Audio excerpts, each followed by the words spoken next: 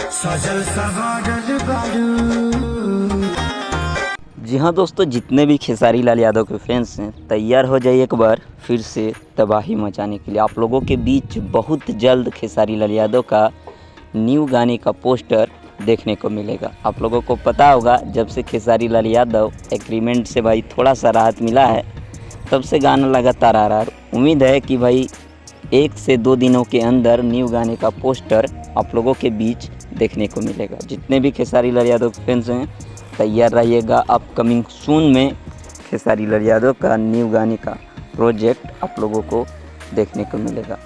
मिलते हैं next video में। वीडियो अच्छा लगा हो तो लाइक कीजिए, चैनल पे नए हैं सब्सक्राइब कीजिए। थैंक्स फॉर वाचिंग भाई, लव यू ऑल। क्योंकि जिस जाति से आप आते हैं वो बड़ी यूनाइटेड जाति है। भले साथी कह के लैला टच नहीं करे।